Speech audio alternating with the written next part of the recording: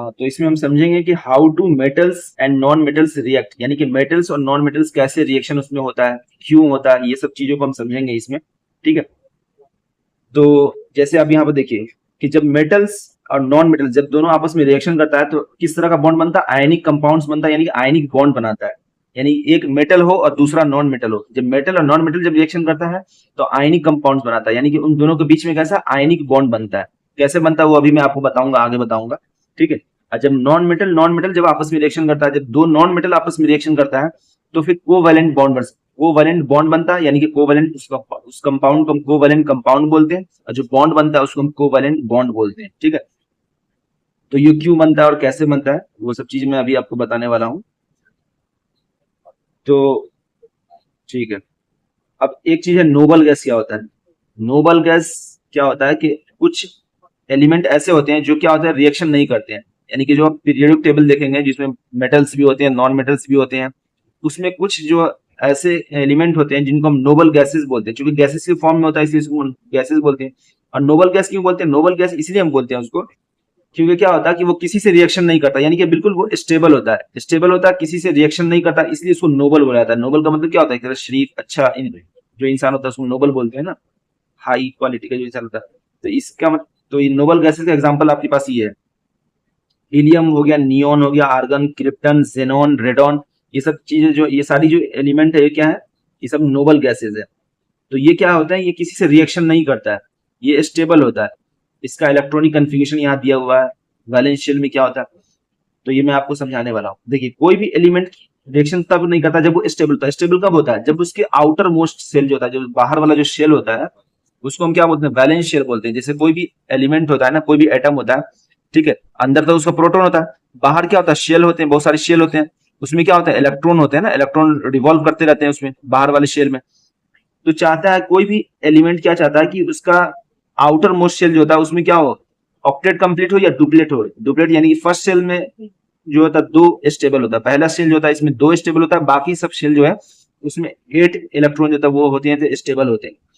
तो हीलियम और नियॉन ये सब जो नोबल गैसेस है इसको इनर्ट गैस बोलते हैं, इनर्ट भी इसलिए बोलते हैं क्योंकि क्या होता है ये रिएक्टिव अनरिएक्टिव होता है, रिएक्शन नहीं करता है।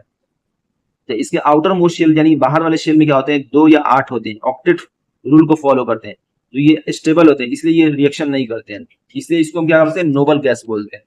ठीक है। तो ये सारे एग्जांपल हो गए नोबल गैसेस के एग्जांपल, ये रिएक्शन किसी से नहीं करते हैं इसलिए इसको नोबल गैसेस बोला जाता है।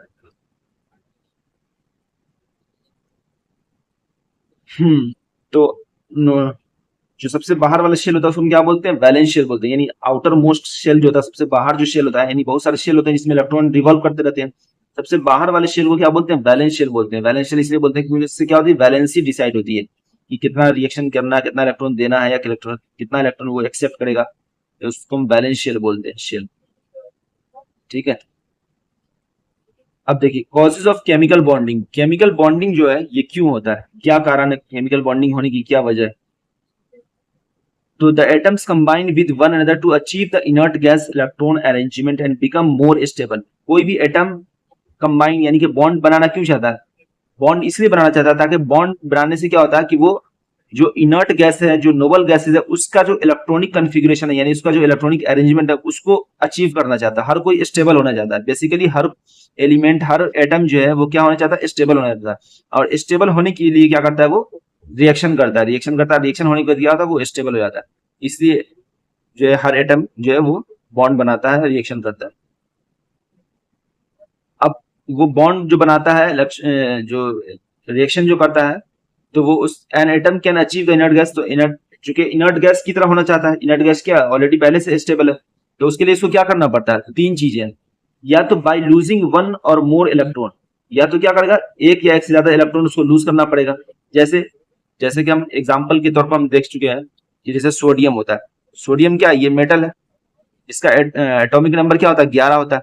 अब इसका इलेक्ट्रॉनिक कन्फिग्रेशन आपको कहा जाए लिखने के लिए, जैसे कैसे लिखेंगे 281, मैंने आपको एग्जाम पहले ही बताया था आपको कि इस तरह से 2882, ये याद रखें आप 2882, ये 20 तक आपका काम चल जाएगा, 20 तक एटॉमिक नंबर जो है वहां तक आपको ये काम चल जाता है 2882 से। ठीक है। तो ये मैं आपको पहले ही बता चुका हूँ। तो इस हिसाब से पहले शेल में 2 रखेंगे, दूसरे शेल में 8, तीसरे शेल में 8, फिर उसके बाद लास्ट में 2 रखेंगे क्योंकि आपको 20 तक के ही आपको मैं बोला हूँ 20 तक के लिए एप्लीकेबल है, तो इससे काम चला। इसलिए पहले में मैंने 2 रखा, फिर 8 तो 10 हो गया, अब 1 बचा, लास्ट में 1 रख दिया।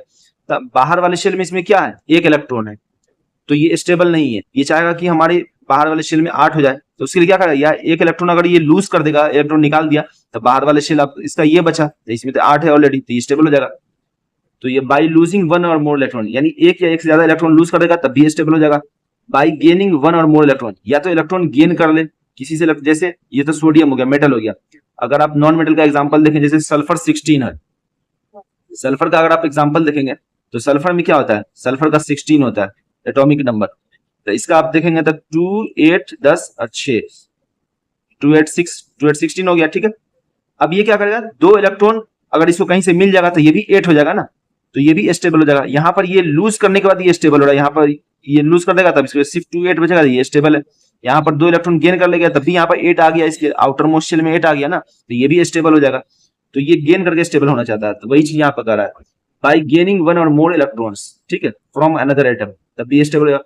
बाई शेयरिंग 1 और मोर इलेक्ट्रॉन, या तो शेयर कर लेगा, शेयरिंग से भी होता है, जैसे सल्फर है ये, अब एक और सल्फर ले लेंगे, 2 सल्फर, ठीक है, तो वो क्या करेगा, आपस में शेयर कर लेता है। शेयरिंग कैसे होता है वो मैं आपको बताऊंगा।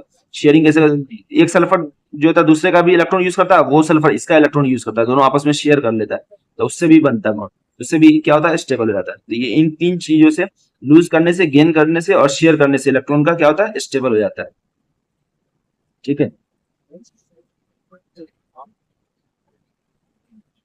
अच्छा, अब देखिए यहाँ पर आयंस क्या होता है। आयंस क्या होता है, देखिए कोई एटम होता है, जैसे सोडियम का हमने एग्जांपल अभी देखा था कि सोडियम जैसे एटम है, तो कोई भी एटम होता है वो क्या होता है, इलेक्ट्रिकली क्या होता है, न्यूट्रल होता है, यानी कि उसमें जितना प्रोटॉन होता है उतना क्या होता है, उतना ही उसके अंदर इलेक्ट्रॉन भी होता है, उतना ही प्रोटॉन भी उसके अंदर होता है, ठीक है। तो जैसे अगर आप यहाँ पर देखें मैग्नीशियम का देखें, ठीक है, मैग्नीशियम कितना होता है, एटॉमिक नंबर मैग्नीशियम का होता है 12 होता है। अब मैं यहाँ पर इसको समझाता हूँ, मैग्नीशियम, ठीक है, मैग्नीशियम का जो एटॉमिक नंबर होता है वो 12 होता है, ठीक है, यानी कि इसका इलेक्ट्रॉनिक कंडीशन अगर कहा जाए लिखने के लिए 2 8 2, ये लिखाएगा 2 8 10 2 12 हो गया, 12 हो गया, ठीक है। तो ये एटम है, ठीक है। अब अगर ये एटम क्या करेगा, अब स्टेबल होने के लिए क्या करेगा, 2 इलेक्ट्रॉन ये निकाल देगा, तब ये आउटर मोस्ट में इसके 8 हो गया ना, 8 पर स्टेबल हो जाता है, तो ये स्टेबल हो जाएगा। अब जब 2 ये निकाल देगा तो इसके पास 2 इलेक्ट्रॉन की कमी हो गई ना, 12 का मतलब क्या होता है, इसके एटॉमिक नंबर 12 का मतलब क्या हुआ, इसके अंदर 12 इलेक्ट्रॉन भी है और 12 प्रोटॉन भी है, ठीक है, इसलिए ये एटम न्यूट्रल होता है। जब ये 2 इलेक्ट्रॉन निकाल देगा तो ऑब्वियसली बात है, प्रोटॉन तो चूंकि अंदर होता है बिल्कुल सेंटर में, प्रोटॉन तो सेंटर में होता है, बाकी इलेक्ट्रॉन बाहर की तरफ होता है, तो 2 पॉजिटिव चार्ज ज्यादा हो गया ना, इसके वजह 2 इलेक्ट्रॉन निकल गया था। तो अब इसको हम ऐसे लिखेंगे Mg2+, यानी कि 2 पॉजिटिव चार्ज ज्यादा हो गया, 2 इलेक्ट्रॉन निकल गया ना इसके पास से। अब ये एटम नहीं कहलाएगा, अब इसको हम आयन बोलेंगे। क्यों, क्योंकि इसके पास एटम क्या होता है, इलेक्ट्रिकली न्यूट्रल, ये जो था ये एटम था, ये जो था ये एटम था। अब ये इलेक्ट्रॉन निकालने के बाद अब इस पर चार्ज आ गया ना, चार्ज आ गया तब इसको हम आयन बोलते हैं। तो यही चीज यहाँ पे एग्जांपल बताया हुआ है, ये अब आयन हो गया। And ion is an electrically charge atom होता है, ठीक है, जो इलेक्ट्रिकली चार्ज एटम होता है उसको हम आयंस बोलते हैं। और आयंस 2 तरह के होते हैं, एक आयन होते हैं पॉजिटिव आयन, और एक होता है, देखिए जैसे ये सोडियम है, एक इलेक्ट्रॉन निकाल दिया तो Na+ हो गया, तो पॉजिटिव आयन हो गया। पॉजिटिव आयन को हम कैटाइन भी बोलते हैं, ठीक है। उसी तरह क्लोरीन है, क्लोरीन में है, क्लोरीन का 17 होता है, क्लोरीन जो होता है इसका 17 होता है, यानी कि 287। इसको एक इलेक्ट्रॉन अगर कहीं से मिल जाता है ये भी स्टेबल हो जाएगा, तो इसको हम एक इलेक्ट्रॉन दे देंगे तो Cl- एक निगेटिव चार्ज आ जाएगा ना, Cl-। तब निगेटिव आयन को हम क्या बोलते हैं, एनाइन बोलते हैं, एनाइन। पॉजिटिव आयन को हम कटाइन बोलते हैं। तो दोनों आयन 2 तरह के होते हैं, कटाइन और एनाइन, पर पॉजिटिव वाले को कटाइन बोलते हैं और निगेटिव वाले को एनाइन बोलते हैं। तो ये, अब ये दोनों आपस में कैसे रिएक्शन करते हैं वो सब चीजें जो है अभी इसमें मैं आपको बताता हूँ, ठीक है। बाकी मैं आपको नेक्स्ट लेक्चर में फिर बताता हूँ कैसे पॉजिटिव आयन और नेगेटिव आयन कैसे रिएक्शन करता है।